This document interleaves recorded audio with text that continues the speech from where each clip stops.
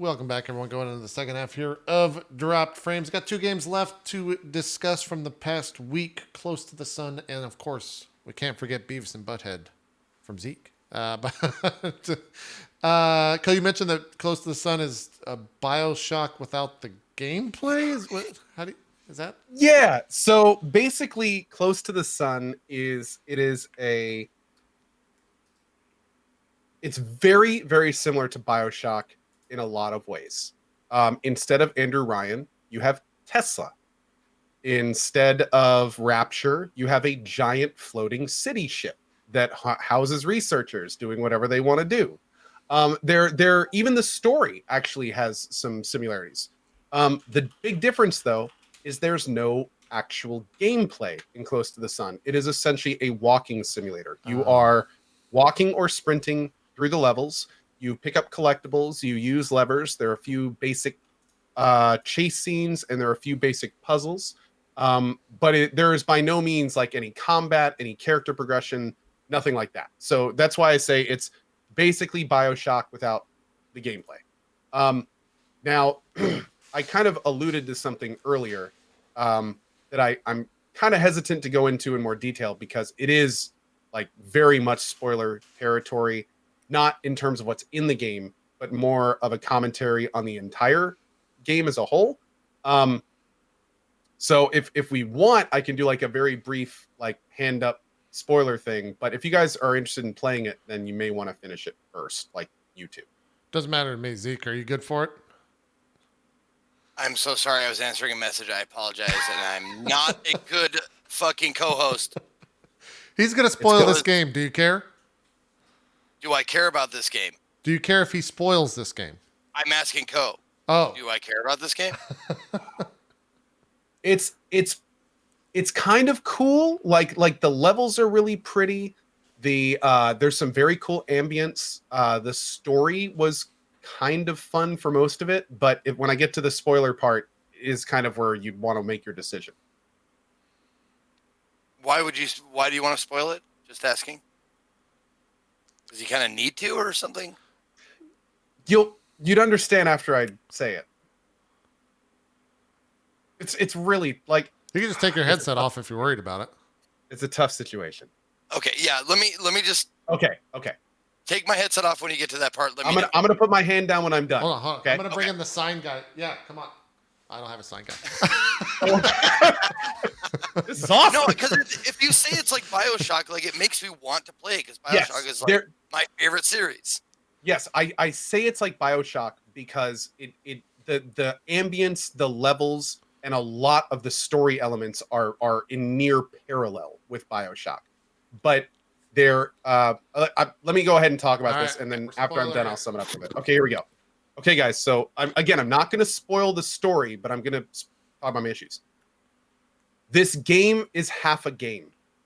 Basically, the game spends the entire time setting up these dominoes and kind of hinting at things and kind of quarter to half making you guess what's going on. But then when you get to the part of the game where it's like, cool, now we're going to figure out everything that's happened and what's going on. Literally credits. Huh. Like it angered me because it hooked me. I was interested in knowing where it was going. I wanted to see what happened. And then like I had seen a bunch of things and I had all these theories on what was actually going to happen and theories about things I had seen. And then the game just ends. And it doesn't explain any of the questions that it raised up. It doesn't explain why half the stuff happened, that it was kind of leading you carrot on a stick to, oh, you'll get the answers eventually. Like, just keep going. It'll all be explained. At one point, it even says, like, just keep moving forward and everything will be fine.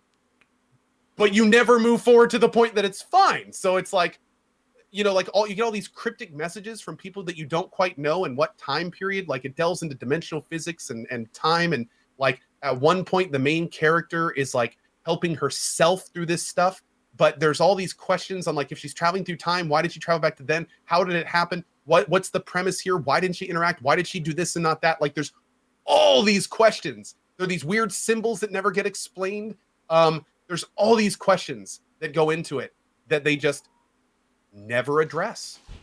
And a lot of people in chat were like, oh well, maybe there's another game, right? Maybe this is the beginning of the end. But in that case, it's like you want me to pay for the second half of the game? Like I started getting angry in terms of like what is there going to be a DLC that actually gives me an ending? How much And at was that point, it? are you really going to expect me to pay for an ending that should have been here? Like, I was not pleased with the ending. And what's even worse is up till that point, I was really enjoying it. Like I thought it was cool. I thought it was going somewhere. I thought there was a pot of gold at the end of the rainbow and that I was almost there and that I was going to get all these answers poured onto me like a shower. Nothing. Nothing. In fact, so much nothing that it leads me to believe that some of the earlier parts of the game really don't make sense because they didn't know where it was going.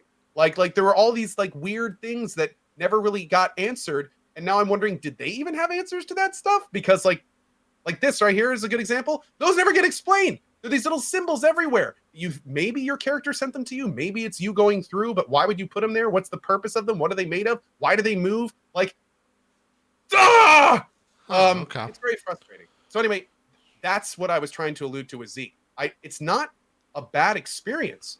I enjoyed it, but it was so lackluster, and the ending was so palpably meaningless that it almost diluted the experience in general. Okay. Now do you see what Yeah. I was? Yeah, no, I understand what you're saying. That would, yeah, okay. Okay. Zeke, I don't think you should play this game. Okay. I was looking. Where did you get this? Is it on the Epic Store? Epic Store exclusive. Fuck. It is. Okay. Okay. How much? Yet another reason to pick it up. Chat was saying it's $20. Is that accurate? Do you remember, Co? Is it $20? I think it was about $20. Okay.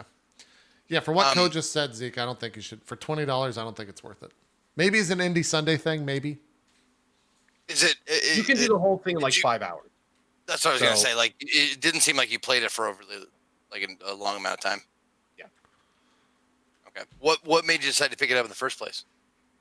I thought it was a BioShock-esque walking simulator. I thought that I was going to be wowed and that I was going to get a really cool story with a really cool ending. And I was hoping, again, for BioShock without the gameplay. I was hoping there would be enough cool stuff in there to make it worth the time. Okay. But yeah.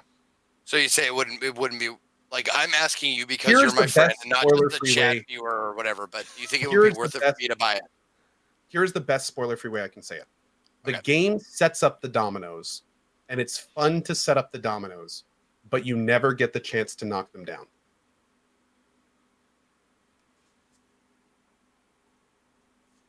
That's the point of dominoes, like setting them up. Like Knock it's them down. like you're really into it with someone you really like, and you can't quite finish. Wow. Now this brings up another point. Would it be a game that would be worth buying to shit on it? Just for the fun of shitting on it. I think that you could have some fun with the journey. Absolutely. Okay. Because I'll tell you what, man. Sometimes I've experienced terrible games or movies or something like that. I was like, man, that's awful. However, the hours of conversations about how awful it was afterwards made it worth it.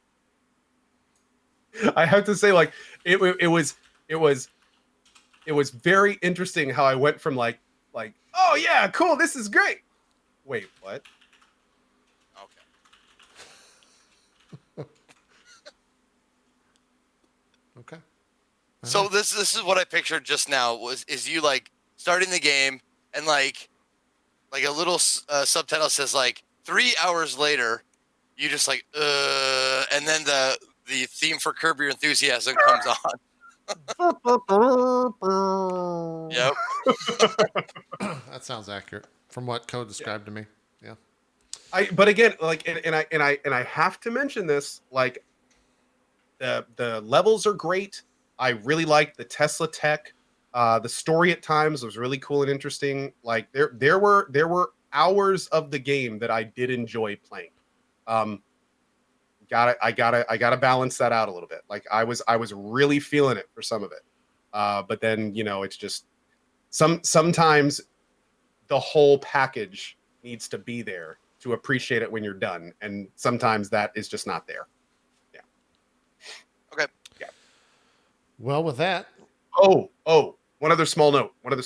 wait. Some of the worst mixing of voices I have ever seen in a game, almost to the point where I turned it off at one point. Like your character talks, she has a voice, and there's other people that talk to you throughout the game, and it's like they took a D20 and they rolled it, and they're like, okay, that's going to be the volume for this one. And there are times when like the character will be screaming at you so loud that your speakers will be crackling, and then your character's response to them with the exact same volume, you have to lean in to hear. And it's like sometimes like she'll be whispering to herself, but it's yelling, like she's whispering in a loud voice, and then the guy will come on to talk to you over the radio, and it's like crackling in your ear because it's so loud. And You may I not- like to adjust the volume the entire game trying to get it right, and it kept driving me nuts. Weird. You may not realize it, but you're selling it even more to me now. Yeah, Dude, Nazik just wants to play it to play shit it. on it. Yeah. I love a good shit show, man. Like Indie Sundays, a lot of times they devolve into just like, this is awful. This is so good. It's awful. Oh, I love it. At one point, I vividly remember someone in chat being like, "Co, I love you. I can't deal with this. I'm leaving." Like, it was like, I can't keep watching this. This is too jarring for me. And I was just like, oh god, like that's the first time I'd ever have someone like straight leave the channel because of sound mixing issues. Yeah, yeah, that would drive me nuts as well. Well, let's jump to this masterpiece. That's game name is so long it's filling up the screen. Yep. How is Beavis and Butthead Virtual Stupidity, Zeke? It's fantastic. It's really fantastic. First, let me just say this game is abandonware, so you can go get it anywhere you want. If you want to download it, you can play it yourself. It's absolutely free. No one's picked up the license to reissue it or anything like that, so you can go grab it if you want. And it's worth it. It's absolutely worth it. If you're a child of the '90s and you watched Beavis and Butthead like I did, it's got everything you want. It's got Cornholio. It's got Mr. Buzzcut, Principal McDicker, Mr. Anderson, who later on became Hank Hill of King of the Hill. You can watch. There's only 3 videos that they actually watch, but you can watch videos like they did back in the day. 2 Primus videos and a Guar video that you can watch. They are from the show, so if you've seen like all the episodes of the show, you'll recognize them. But they do have a couple of those in there. It is a point and click adventure game. Nothing to do with virtual reality at all. There is no mention of that in the game at all. There's absolutely no fucking reason this game should be called Virtual Stupidity at all. But don't let that deter you from playing the game, because the game is stupid. It's fun. It's funny. It has Easter eggs in it that people pointed out to me that I got to do. And it wouldn't be a point and click adventure game without some moon logic. And for those people who don't know what moon logic is a point and click staple where you have to put something on something. It doesn't make any sense. So like there was a part in the game, and it's, this is a really old game, so I'll just spoil it, this part. But there's a game where you have to throw a hamburger into a fan, and that's how you progress. And they don't really like tell you that. You just kind of have to stupidly click on a hamburger and go, oh, so that's how you progress. Great. But it's light on that. Most of the stuff actually does make sense, and you see stuff and you go, okay, I'm going to need to get that. But in order to get that, I have to do this first. In order to do this first, I have to do that. So we'll start there. How do I get this? Like, how do I get the dead squirrel off of the grass? Because I can't pull it; it's stuck to the grass. How do I do that? Well, I need a spatula. Well, in order to get the spatula, I have to go to Burger World. In order to do the Burger World thing, I have to blah blah blah blah. It's so on down the line. But it has everything you want. There's no highbrow or brain busting gameplay. It's they basically set out for you to play like a couple of episodes of Beavis and Butthead, and they did a fucking fantastic job of it.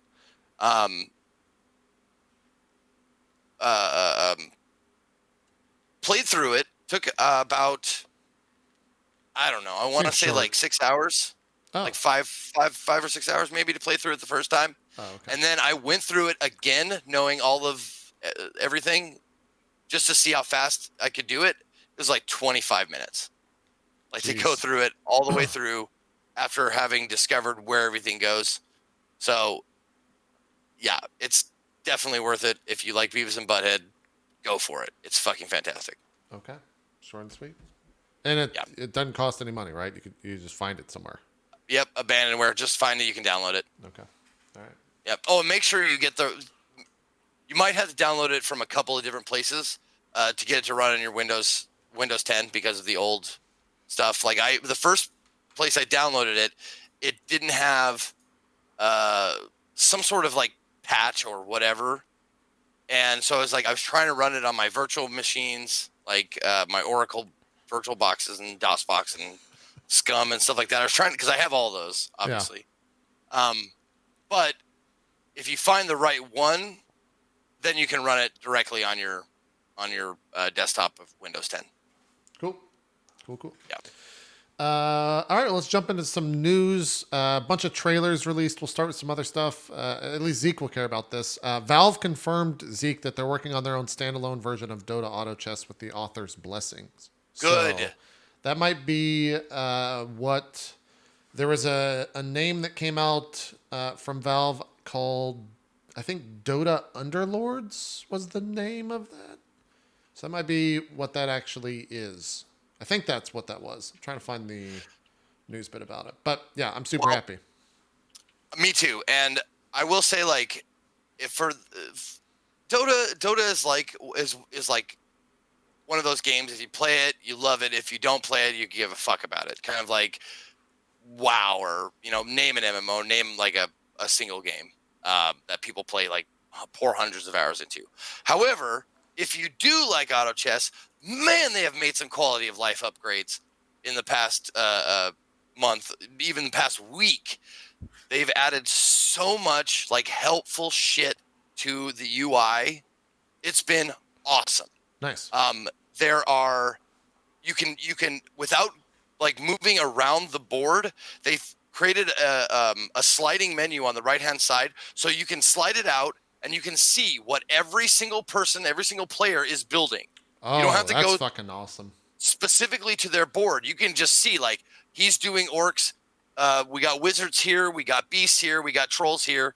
So you can kind of guide your picks based on like, okay, no one's doing, or a few people are doing goblins. I'm going to do goblins because I don't see many people doing that. You can see all of their pieces in one spot. The other thing is they have when you win or lose, or when the match is over, win or lose, you don't have to wait for anything to pop up to tell you like how many candies you got, or how like if you went up or down in rank. Yeah. Immediately when you lose, this thing pops over from the side and says you went up a rank and you earned 2 candies for second or third place or whatever. Then you can just exit the game and you don't have to sit there and wait for the game to be done. Like, especially if you end in like third place, you don't have to sit there for first and second to duke it out or anything like that. So that's fucking great. Yeah, that's awesome. Yeah, lots of really cool quality of life stuff that they've improved on, and it will only get better if they go standalone. And I've been waiting for that, and I'm sure a lot of people want that. And I still play it like Dota. Like it says in my Steam library that in Dota 2 I have 434 hours. That's all auto chess, and it's just because like when I get off of work, when I'm done streaming, I put on a game of auto chess, answer some emails, answer some messages, do work, but then I go like I play my my moves, and then I go, and there's a lot of like when the very first like 20 minutes of the game, you have a lot of like in between time where you can do other stuff. So I played a lot of matches just doing that kind of shit. I play a couple before I go to bed. It's so much fun to see like the new patches, and they're constantly like updating like like a real game, you know? Like they're saying, oh, that was too powerful, let's nerf it, or we've added this synergy, or we've added this piece and stuff like that. So there's enough like new changes to keep it fresh for players who love the game. Yeah. Did you see that there's a auto chess now on the Android store? I think is what it is. Not the Chinese Android store, but like the Android store at large. Somewhere in the games. I think it's in. Someone said it was like 70th in a specific type of game. I think it's Android store. Google Play. It gives maybe? him like 2 minutes, and he'll give you all the details. He's like the second Yeah. you said that, he was just like, Yeah. I've not played it. I've seen footage of it, but I don't know exactly if it's on what store it was on. Yeah, it's not from the real dev. It's a clone. Oh, okay. Yeah. So is it like the Dragonest game? Maybe. the next question is, how good of a clone? It's. I mean, they copied. Like they all but said that the heroes are the same heroes. Like they look Wow. very similar. Yeah.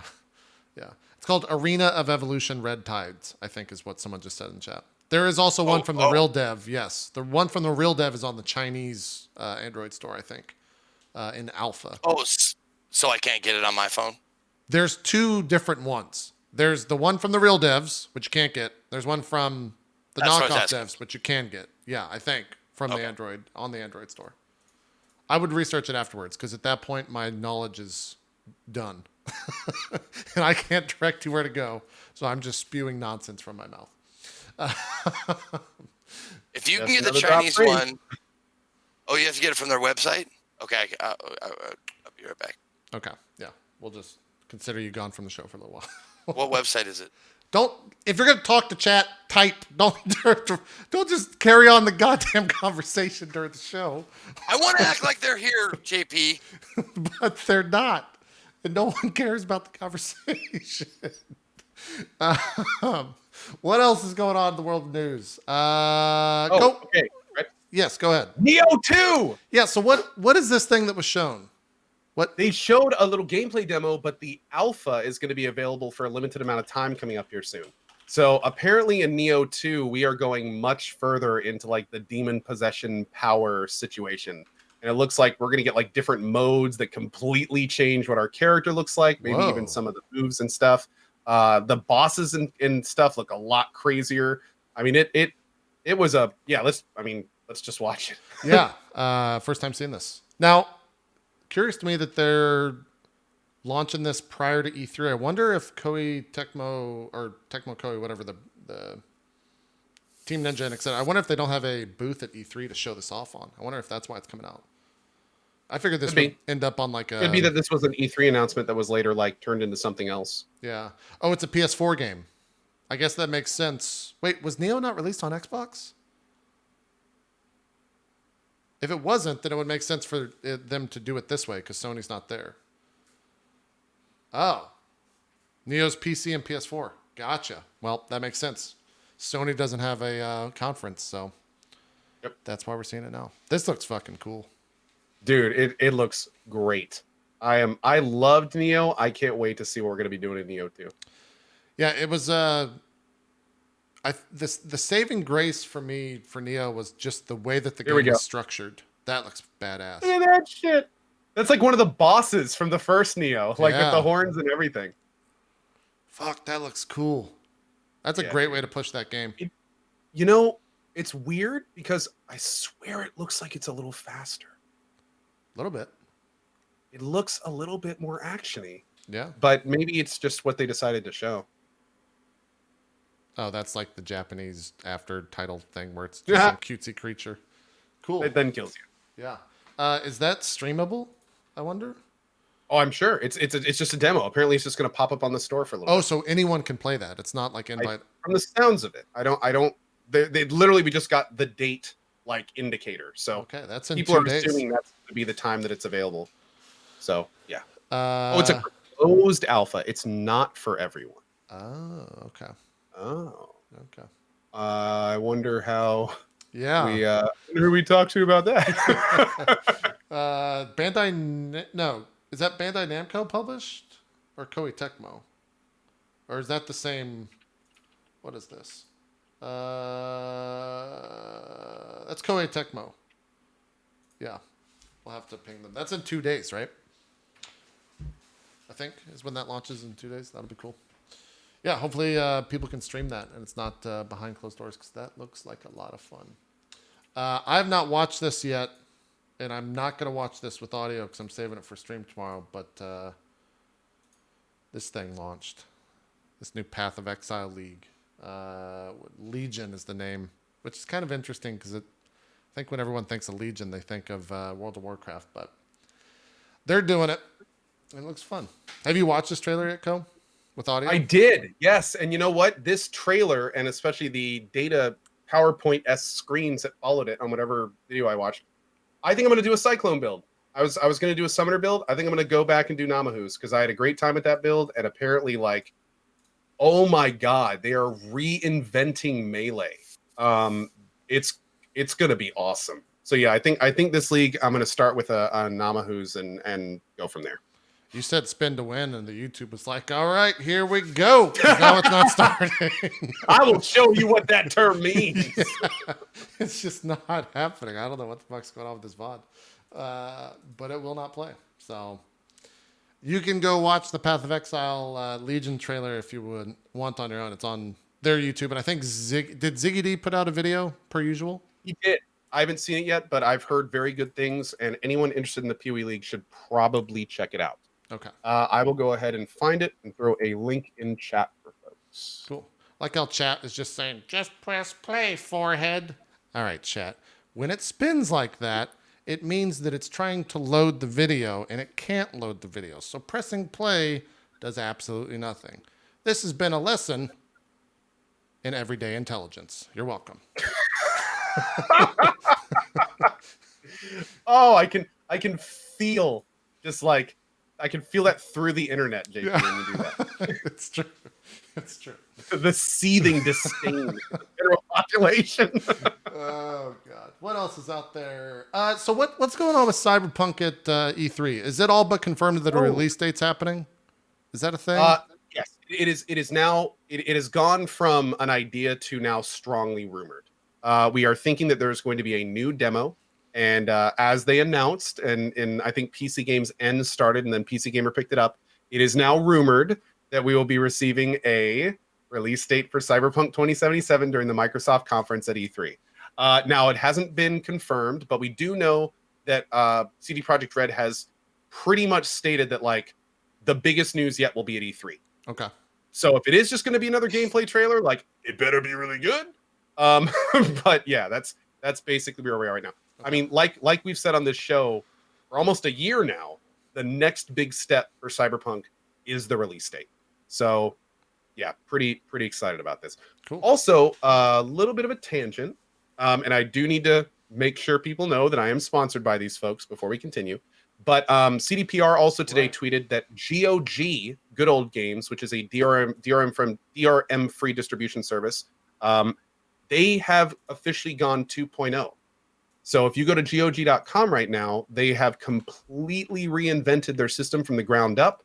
They are adding in like friends lists, tracking, leaderboards. You can now bring all of your other products under GOG and use just their launcher. Of course, you can still not use the launcher at all.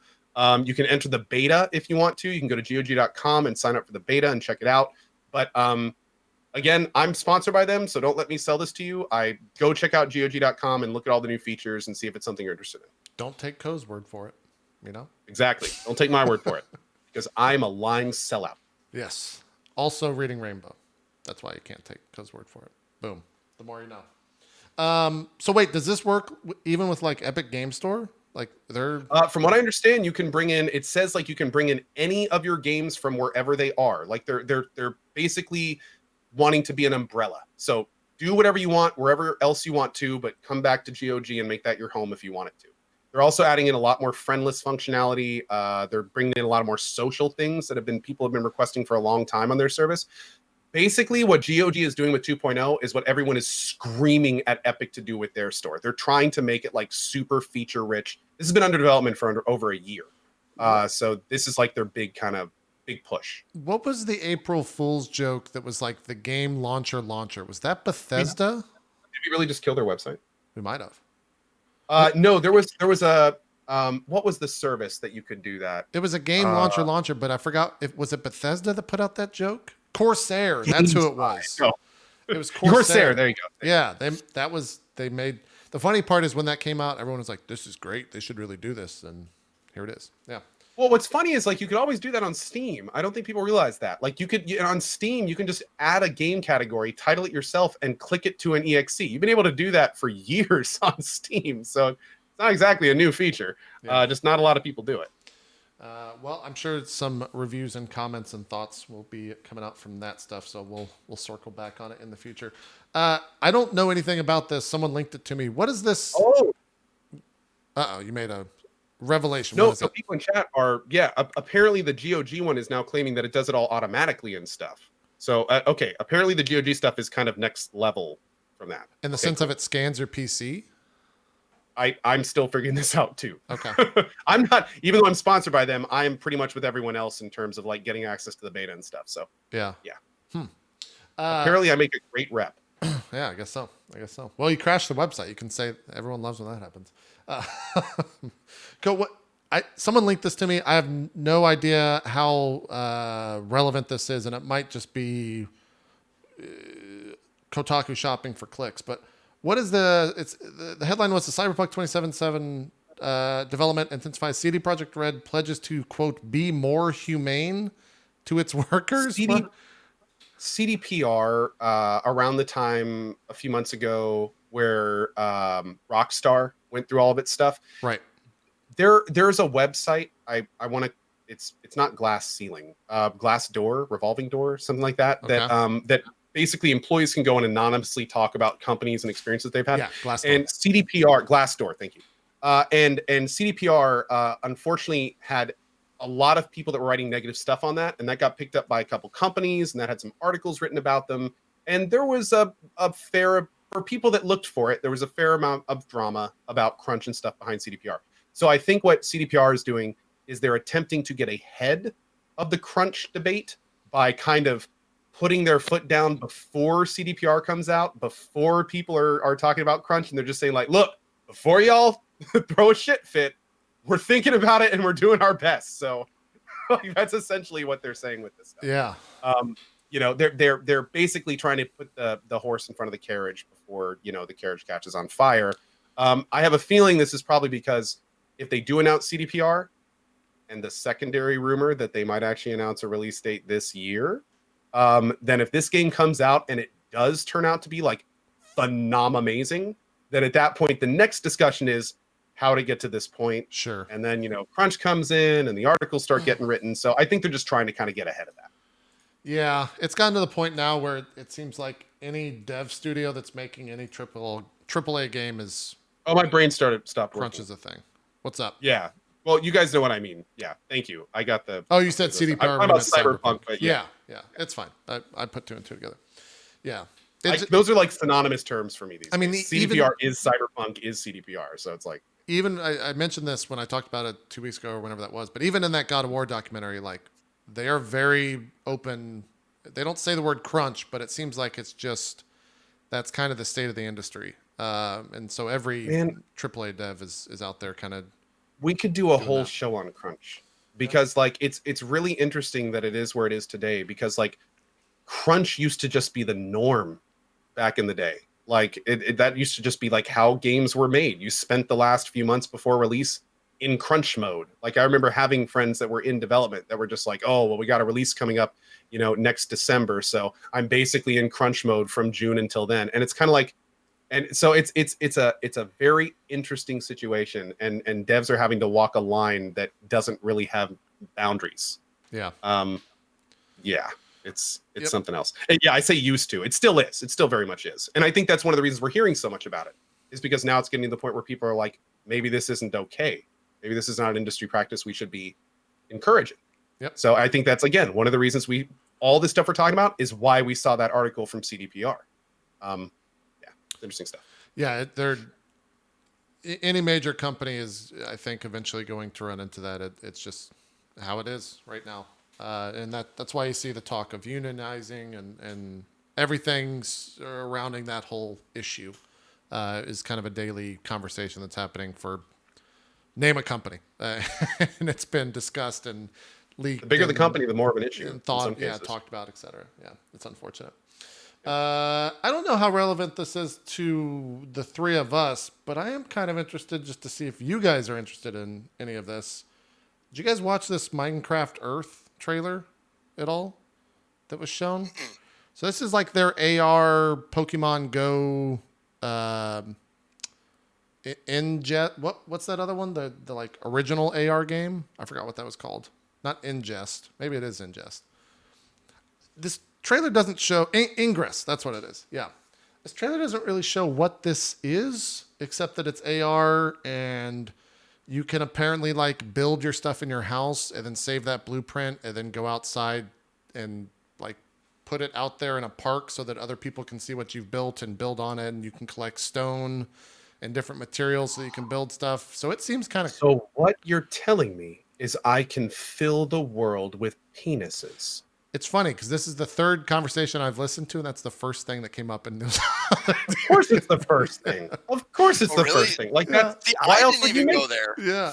Yeah, I mean, My head this went is- to like build something in the middle of the street, and Yeah. like kids will be like, "Oh, I'm gonna go look at that in the fucking middle of the street because people are assholes." There's going to be a lot of penises walking around. there's gonna be a lot of penises. I mean, it's gonna be like AR penis finder. Like you're Yeah. just gonna be going around like, oh, there's one. Oh, look, there's one. Wow, that one's the size of a building. I really wonder, like, how do you police that in a AR game when like this, like a elongated rectangle is the building block for so many different things? How do you police that? Okay, I think somebody in chat just nailed it. Named Faintlich. There are no user-submitted builds at launch, apparently. Oh, there you go. It's Minecraft without the creativity. It's pre-made objects. There you go. That's how you do it. That's the only way you can do it. That's a What weird do thing. you do with them? Okay, I don't know. now, see, no, this doesn't change anything. This just changes the game. So how do you make penises out of predefined objects? Like, this is the new thing. So it's going to be like, if I get 2 bushes and a tower. You're not wrong. You're not wrong. That's exactly what's going to happen. That's exactly With our what's gonna powers happen. combined. Similar story in terms of the Minecraft thread. It's been said that, or it's been totaled that 176 million copies of Minecraft have been sold. I think it's the best-selling video game of all time. Does it beat Tetris? I think so. And crazy enough, though, like, and before I say anything, let's not get into this. Okay. Pretty crazy with all that going on and the stuff with Notch in parallel. Right. Jesus. Yeah. Yeah. Again, not going into it, but weird situation. Okay. Yeah. That is a very weird situation. Yeah. They basically like, yeah. What did you say was the what Minecraft was at? 176 million copies. Well, as of 2019, Tetris is at 100. Was at 100 million. Oh yeah. So it's Then Wii Sports. Then Minecraft. What? Hold on. They're off then. yeah. I mean, this Okay. is as of 5 days ago. So I'm sure the numbers have changed since then. Just again, not talking about it, but for those wondering, Notch has very Notch has a lot of views on a lot of things, including politics and race and all sorts of interesting things that may not be considered mainstream. And he's at times vocal about those views. And as we know in today's world, that's a recipe for trouble. Yes, it is. Yeah, So they that's again all we're gonna basically- say, and follow it up yourself if you're interested. They've removed him from the credits of the game and all that Yeah. stuff. Yeah. Yeah. In fact, he wasn't invited to like the big anniversary thing they did for Minecraft recently. They made a point to remove his name from everything associated with it. Yep. Yeah. Okay. And done. Something I definitely think we should have Rami on, at least maybe for the E3 show. There was a video that I think this is from like a PS5 or sorry, next generation, not conference, but like a meeting that got leaked showing the difference between the SSD of the new next generation and the current generation of PS4. I don't know how well this will actually show without kind of talking about it, but this is Marvel's Spider-Man. Is this video not going to fucking play? Oh, this is Twitter video. So they show the like load times of the next generation and the old PS4. It's basically loading it in under a second, and it took the PS4 Pro 8.1 seconds to load it, thanks to the SSD. And then they go through Spider-Man and speed up the thing, because one of the issues that Insomniac had when it came to the swinging in Spider-Man is they couldn't actually load the game fast enough to make the swinging fast enough. Like, it would hitch just like it showed. But this is on the next gen PS4 or PS5, whatever. And there's no hitching whatsoever because the SSD can, you can read faster and it can speed up. And that stuff is really cool, without a doubt. I love when these companies show like palpable increases like that. Yeah. Like things you can look at and be like, oh, that is significantly better. Okay, that's great. Yeah. That's cool. Yeah. Okay. Of course, I mean, the common joke there is, yeah, but we play PC. So They didn't release any metrics on the transfer speeds or anything, did they? in that? not that I saw. Again, that wasn't for public consumption. I think someone was just Okay. recording. So we'll probably get this information sometime early next year at a like PSX event, or maybe this Christmas, maybe, or this holiday season rather. But yeah, that stuff is exciting, to say the least. I want to see more of that. I definitely want to get Rami on to talk to him about that and how important and pivotal that will be for the next generation of consoles. I don't really have anything else news related, unless there's something I'm missing. Do you guys have anything on your end that I'm skipping over? There was a Super Mario Maker Direct, Super Mario Maker 2 last week that, by the way, has multiplayer in it, which might be fun to jump into as a Drop Frames games, where we create a level and then share it with viewers or something like that, and then we can go back and watch them all fail at it, etc. That'd be fun. But Now, what do you mean by multiplayer? Like you play the same level at the same time? yes, you play the level at the same time, and you can also have two people creating the same level. I think local, not multiplayer. But did you watch any of this direct? Because this direct was fucking.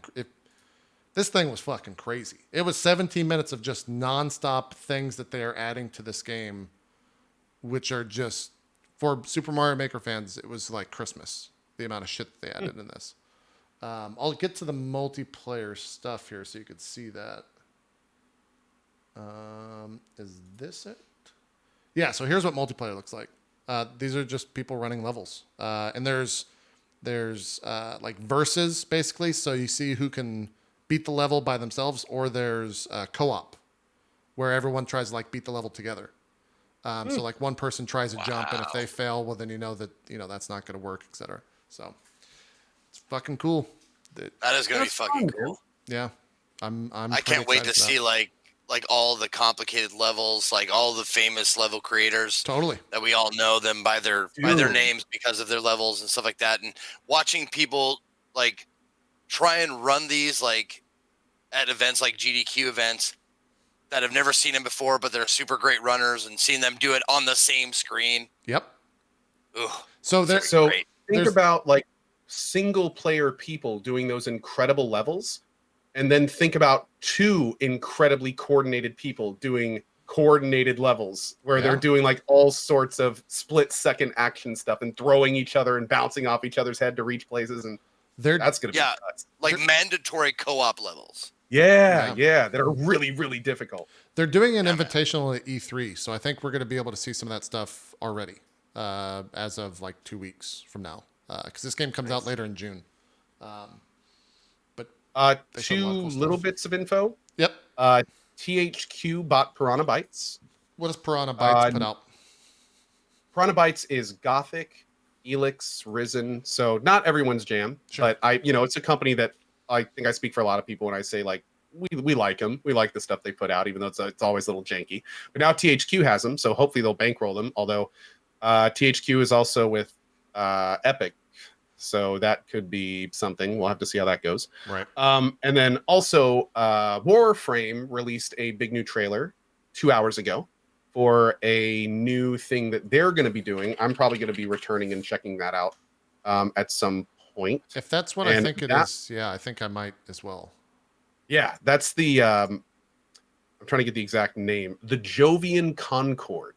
And they have a trailer now on @Play Warframe you can check out too about all that's fun stuff. So yeah, pretty cool. Okay. Also, I bit the bullet, man.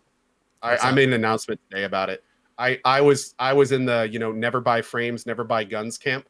But I finally decided, like, if I want to keep having fun in Warframe, like, I'm gonna have to. Like, I don't have time to farm anymore. But you had so much, like, whatever the premium I do. I have currency a ton of is. platinum. Yeah. So, like I've told people, I'm probably gonna start like playing Warframe again and just getting all the new stuff and just doing new stuff all the time and getting, so it's gonna be like that fast and furious. As someone who doesn't necessarily know much about the Warframe community and how they look at it, is that like frowned upon? Not really, actually. They're pretty cool about it because everyone kind of understands that that's how the devs make their money. Is like because it's a free game, so everyone's kind of cool with it. It's more. I've gotten more like, okay, cool, that's your choice. And also, a lot of people kind of understand because like when I played Warframe before, and when I was talking about that I want to farm everything, I was playing Warframe 8 hours a day. I played Warframe 8 to 12 hours a day for over a month. Yeah. Like I had 300 hours in that game in a month. So at that point, it made sense. But here I am years later, I have a 10-week-old and a 2-year-old, and like a laundry list of games I need to finish and play. I just don't have time to farm anymore. But at the same time, I want to play Warframe with all the cool frames and guns. So it's like, yep. It's either the decision of don't play it or check out all this cool stuff and spend your platinum. So that's what I'm doing. It kind of like, I think about it like this. It hadn't even been a year. Yeah. Sorry. Kid me or younger me would be playing a game like Warframe and go like, man, I can't wait till I have a good job. And then I can just like get all the cosmetic shit that I really want. And then like older me that can do that now is going like, it's pretty sweet, kid me.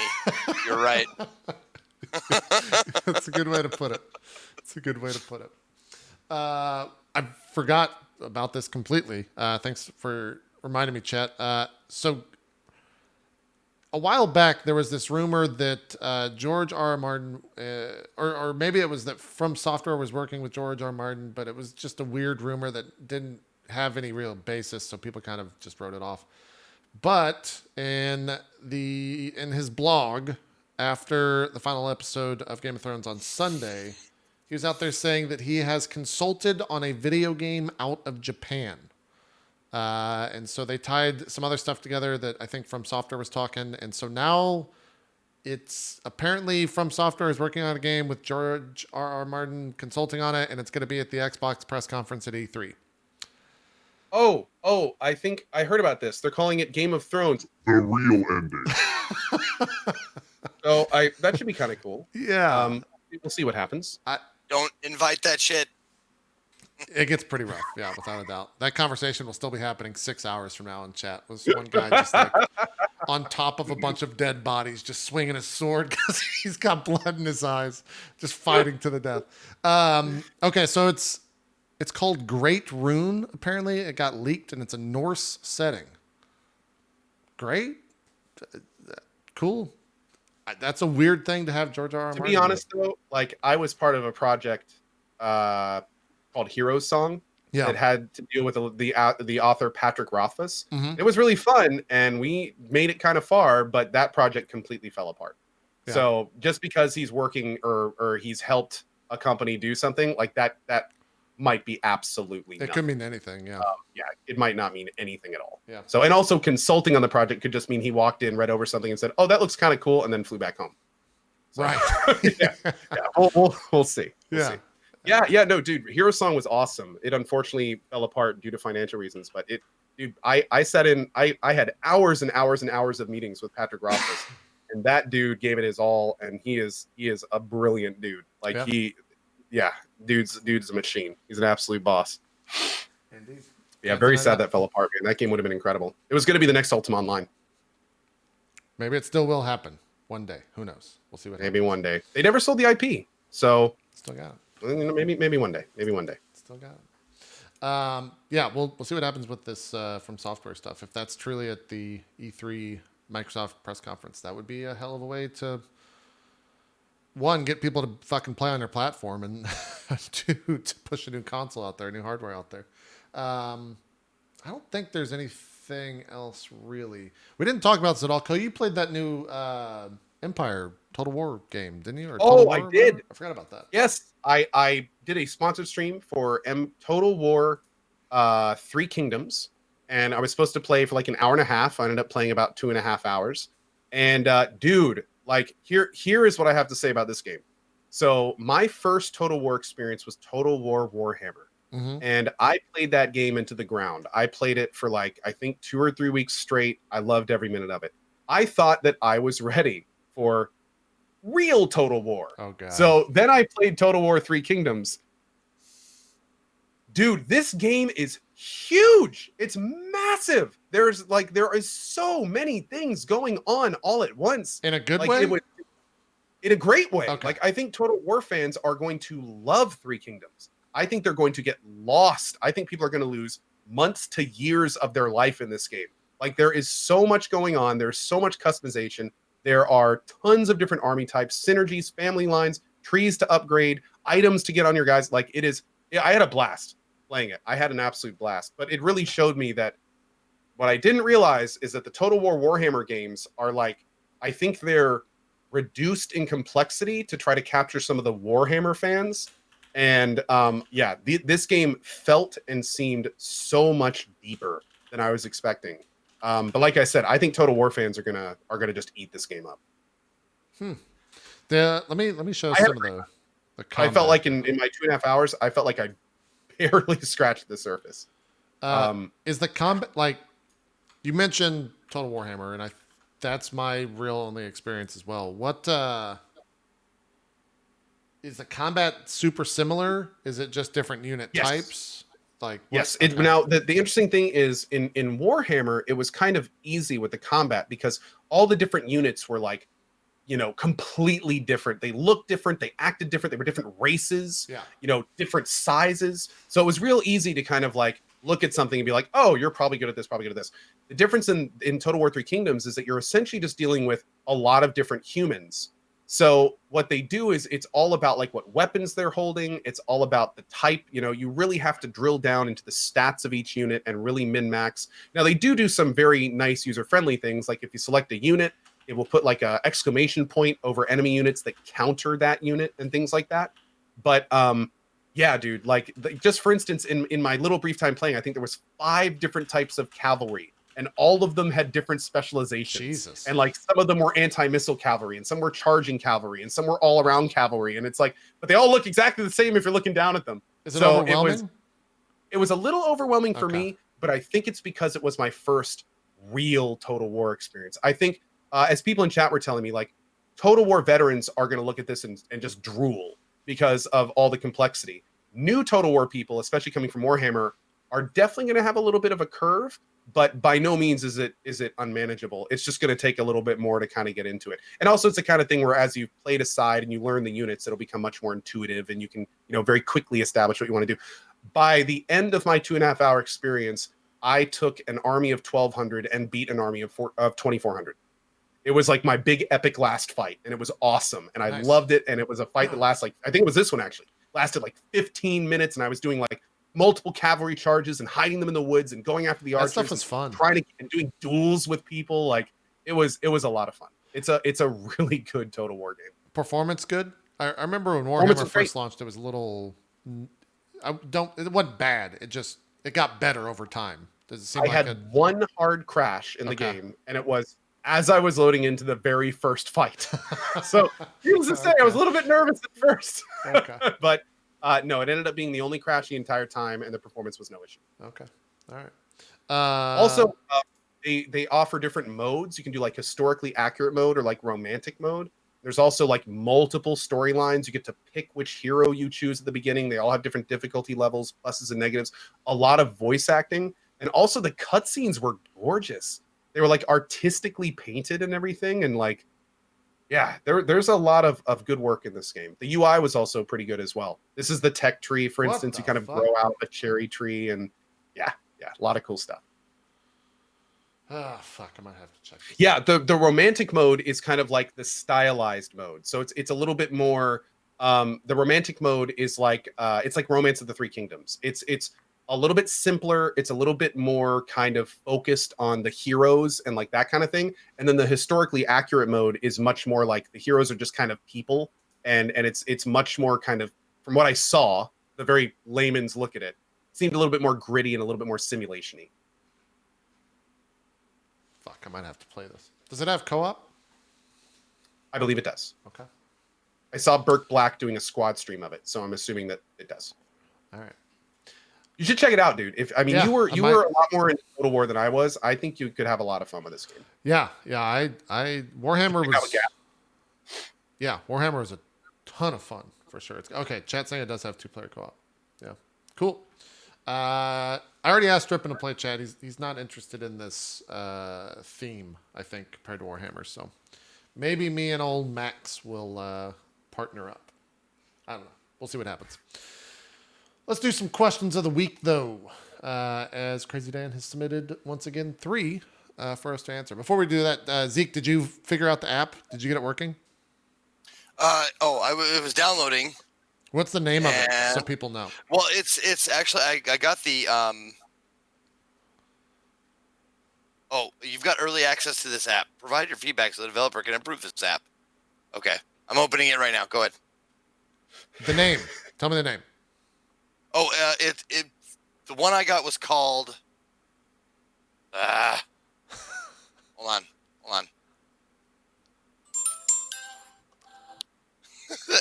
and chess or something like that, or it's and something. Okay. It's and something, chat. Google it. Stop it. If you Google auto chess, or if you go to the Play Store and put in auto chess, you'll find it. Okay. It's called ATOD? What's that ATOD. mean? What's ATOD? Anthrax. Yeah, it's called Anthrax, guys. And 1. Anyways, first question from Crazy Dan. I need my old eyes are so bad. As you've discussed earlier, it seems that a big reason an MMO is successful is through its social incentives, giving players a reason to make friends and to be courteous. With that in mind, for those who have grown up with such games, what sort of unique insights that only an MMORPG can provide have served as solid social I can't read it all. Solid, that's hard to say, or I'm just bad at reading. Solid social lessons going forward.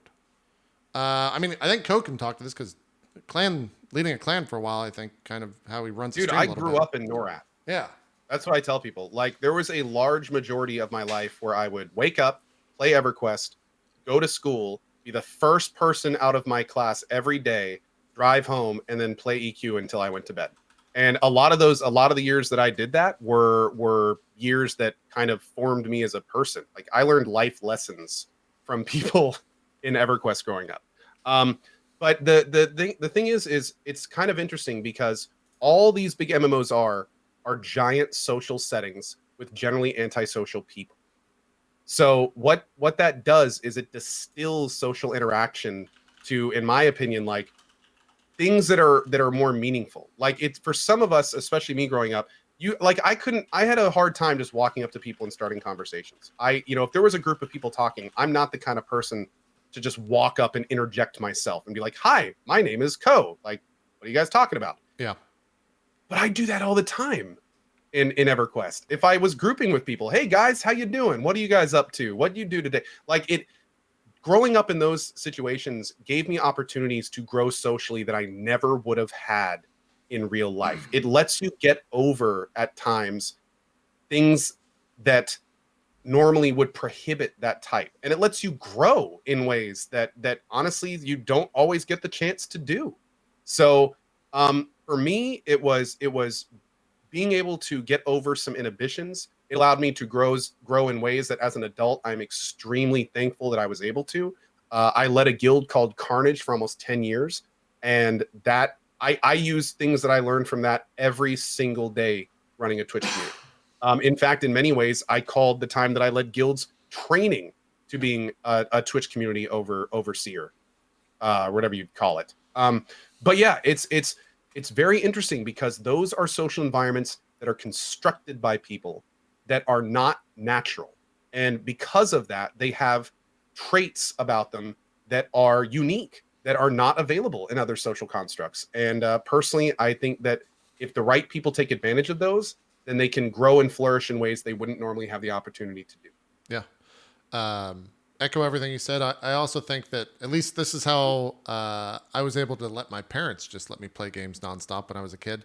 It was the same effect of like being on a sports team in high school when it came to like doing dungeons or being on a raid team and stuff like that. Like the sense of camaraderie and the sense of just the social worth in situations. It was something to be gained from that as well. And I think once my parents understood that and saw that firsthand, like pretty comparable to being on like the high school football team or something like that. Just a different situation, but it still taught you the same things. I think the other thing too is and we talked about this, maybe not in the same vein, but the idea that what you say matters and what you represent yourself at any time sticks with you. I think Absolutely. that was a lesson learned very early on in MMOs, and that is something I think has stuck with me for a long time for sure. Dude, I had a character growing up in MMOs that, to put it bluntly, some of my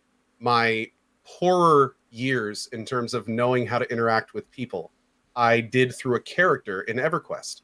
And it took me going through that experience, learning not to act like a little shit, Right. realizing that I had ruined the name of that character. Yeah. Like those were ramifications that you couldn't have taught me in real life. But considering I loved playing EQ and I saw all this unfold in front of me and I realized what happened and I realized, holy shit, like I was such a dick and did so many things wrong that I have to drop this name. And then you make a new character and the first thing you say to yourself is, I'm not going to be that guy. Yeah. And just by taking that step, you have grown as a person. And so many people go through that process where it's like, holy shit, I just learned some serious lessons. Like, let's try this again. And what's beautiful about the electronic frontier is you can do that. Right. You can essentially like become another person. You can have a second try. You can learn the hard lesson and not have to live with that your entire life. And it's like, that's a huge boon to some of us that frankly don't catch on to social values as quickly as others. Like that was a huge step and I know that I'm not speaking just for me. No, I I'm know right there many with of you, my man. friends that have gone through that exact same situation. Totally. Yeah. And it really speaks to it because like I know people these days that are huge trolls and they're huge, like they're frankly, they're kind of, I was gonna say it, they're kind of shitty people. And one of the things you realize with these people is they never use the same name twice. And it's kind of like, that's like, that was me at 13 years old. Like Yeah. I made the jump. These people are in their mid 30s and they haven't made the jump that I did at 13. Yeah. And it's like, it's kind of, it's wild because like, again, it's all about that. Hi, Morgan. They use the same number, I guess, to call into this. That's awesome. Morgan's going to be joining us on Oddballs soon. Okay. That's why she dropped in. I'm sure Zeke is panicking right now, and I'm sure Morgan's even more confused. This is awesome. Welcome back, Zeke.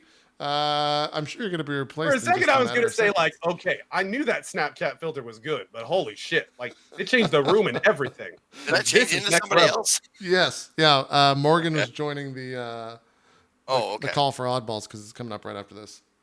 Oh, okay. But anyway, yeah. What I was going to say about that question, just real quick, it taught me to know my role and love my role in MMOs. It's not only are you DPS or you're healing or you're support or you're off tank, but you find a community of those same people who teach you how to love that role. And that's definitely like a life lesson that I've learned moving forward. It carries on to any other cooperative thing I've done, is that you are the keeper, you are the forward, you are the center. Those are your roles. Love it. And you actually start loving it. Yep. What was your role?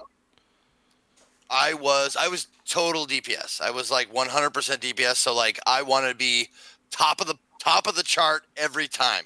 And if I was Oh, yeah. not in at least first or second place, I wasn't fucking doing my job. Yeah. Do it live, man. Hell yeah. Yeah, I think it's very easy to see a lot of like negative aspects of MMOs and grinding and all that stuff. But everything we just said is 100% true for us back in the day and whatever MMO it was, Dark Age, EverQuest, World of Warcraft, all that stuff. Any online environment, all that stuff is 100% true. So that's the first question. Here is the second one from Crazy Dan. Sometimes when you're playing a game, there are a lot of controls and moves that you can do. There are also games that strive for a simplistic style of gameplay and control scheme as well. When it comes to a personal preference, how complex can a game get before it feels unnecessary? How simple before it feels lackluster? I think Ooh. I think Path of Exile for me is the first one that comes to mind that like rides a very fine line in terms of how complex can it get before it feels unnecessary. And I think as far as the other way goes, getting over it. Like Right. how simple a control can get and still be a fucking awesome challenge and a wonderful game. Now, I've shit on it a lot and I'm not very good at it, but doesn't mean that I don't. Some might say it was the and game that's of the a good year game. of 2017. Yeah. Some might. Yeah. Some could Yeah. say that it was. One might. One might, in fact. Yeah. Honestly, for me, the keyword is customization. And I think Rage 2 is a perfect example because the default controls where to use powers, you have your hand on WASD, but then you have to hold down control. And while holding control, you have to hit RFG or those buttons. That was a nightmare.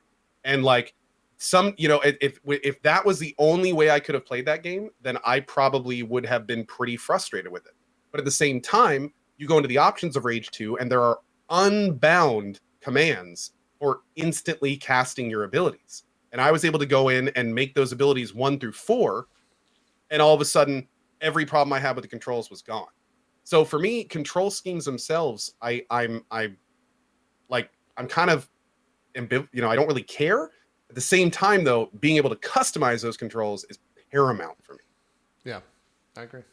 I'm trying to think of like a game that's too complex. I mean, I think Path of Exile is a game that's unbelievably overwhelming, but I don't think it's too complex when you first jump in. What's I've heard, I haven't played too much of it, but I've heard like Escape from Tarkov can be kind of overwhelming because there's so many different things you can do with your weapons and customizations and the UI and picking up and using equipment. And like I've heard that is pretty weird. People are saying Dwarf Fortress. Dwarf Fortress doesn't have controls. It has text. Yeah. That's completely different. Dwarf Fortress Eve. is like a simulator of menus. Yeah. Yeah. Yeah, Arma's another good one. Where like you had Eve controls Online. for, like everything. You had different controls to do. And Arma's probably a good answer. Yeah. I haven't played Eve at all really. And then the X series, well, X has gotten pretty awesome. But anyway, that's true. Any 4X really might be too complex, but I think that's more of a personal. Is it too complex or not? X3 was infamously complicated in terms of having to dig down into menus and set up custom things. But then X4 came out and they actually really streamlined it. Now you can do a lot of that stuff just by right-clicking on the Galaxy map and everything. I'm actually super excited to return to X4 later this year because it's gotten some major patches. But yeah, thankfully for those that are talking about the X series, X4 made it a lot better. Nice. Yeah, I think on the other side of the question, how simple before it comes lackluster. I think getting over it's a great example, but if we're maybe going like a little bit older, I think like any Mario game is a perfect example of how simple a game can be before it becomes lackluster. Like they ride the thinnest line of just being a simple fucking game, but having the best like gameplay of almost any generation, arguably, obviously. That's all a personal preference and opinion, but for me, I think Mario's really good. Talking about controls being, because you can oversimplify controls that need to be, like one button does too many fucking things, Right? and I fucking hate that when it's one button for everything, and you have all these buttons to choose from, and most of them are useless, and then you go up to like loot something, and you're like, no, I don't want to pick that up. It was in Days Gone, where it's like you pick up the gun or you pick up the loot from the body. It's the same button. One you just hold down longer, so you end up picking up guns you don't fucking want all the time, and you have to throw them back down on the ground. What was it? It's just like, come on, man. Oh yeah, Chad just read my mind. Final Fantasy 15. The jump button is the same as the interact button. So anytime you walk up to something, the first thing you fucking do to interact with it is you jump. Then you have to wait for a second for the little interact thing to... Nope, you jump again because you messed it. So you just have to sit there and wait. Oh, there's the final... Okay, let's interact with it. Yeah. That... Every Final Fantasy stream or gameplay I've ever seen that happens in. And that I hate, without a doubt. Let's do the last question because we're running short on time. And this is actually going to be a short one. Third question starts with... I'm sorry, JP, but this one I had to simply ask you. Once Shadowbringers, which is the new Final Fantasy XIV expansion, launches and everyone is playing again, do you have any intentions to renew your vows to your darling husband, Mr. Sam Strippin, as an event? Do they have like an... I've been told that there is a Final Fantasy XIV wedding anniversary quest line within the game. So if Sam could be bothered to download Final Fantasy XIV, then maybe we'll do it. Maybe it'll happen. Because I still have that Eternity Ring, and I still right-click it every time I log in, but I'm never teleported to Strippin. That's all I'll say. Okay? We'll just leave it at that. Every time you say that, it makes me like a single manly tear rolls down my face. Yeah, we'll just save it at that. You know. Let's do some. I'm sorry, JP. I'm sorry. No, thank you. It's trying rough times. Situation, man. Anytime these expansions come along, I just think about. If you need to talk or something, my DMs are open. I did ruin his life this past weekend, actually, talking to Strippin. I enriched his life in one way, but also ruined it, if we really want to get into it. He did a subathon, and at 5,000 subs, he switched from Alliance to Horde for the Classic launch, and he reached it, thanks to me and a couple other people. So get fucked, Sam, and we'll see you on Horde.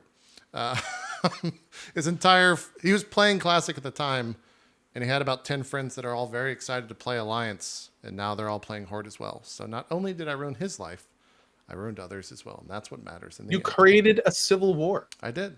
It's great. Fantastic. It's good stuff. Let's do some shout outs and get out of here and call it a show. Co, why don't you start us off? We'll do it backwards this time. Sure. Hi, everyone.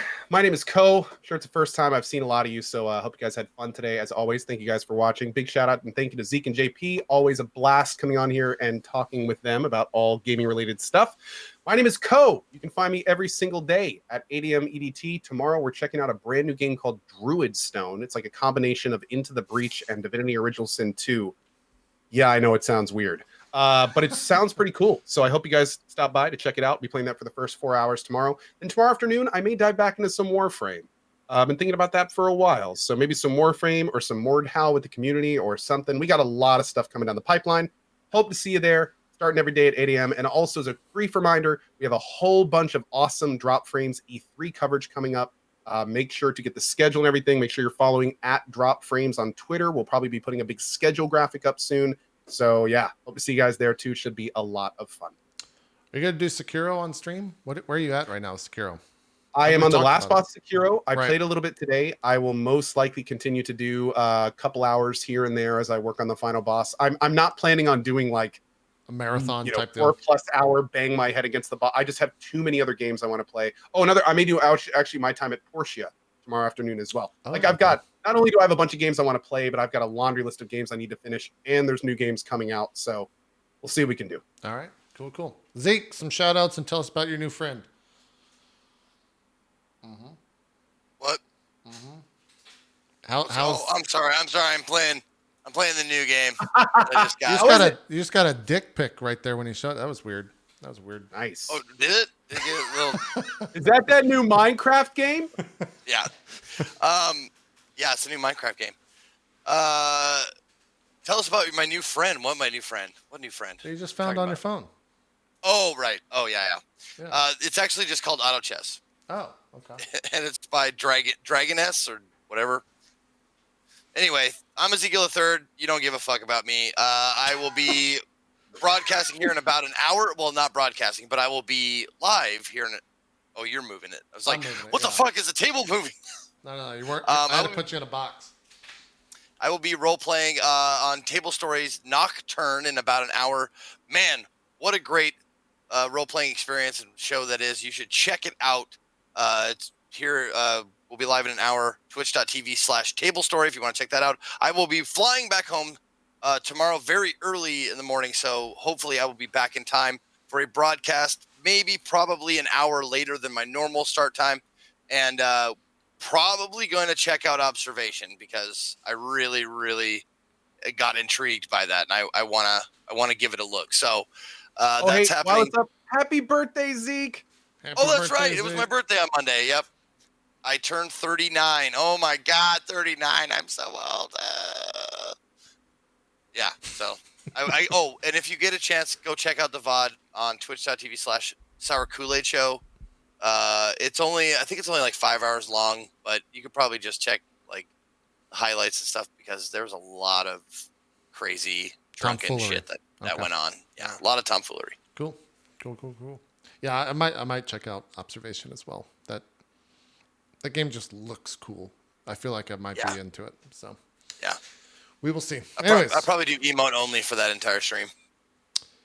Yeah, I wonder how different our experiences will be now that everyone probably understands those puzzles and can just tell us the spoilers before we even get to the puzzles. Just tell us the answers. I wonder if that'll be a tougher time. I don't know. We'll talk about it next week because I'm sure we'll both play it. So that's it this week. Thanks everyone for watching. We'll see you for more drop frames then. We're out. Bye-bye.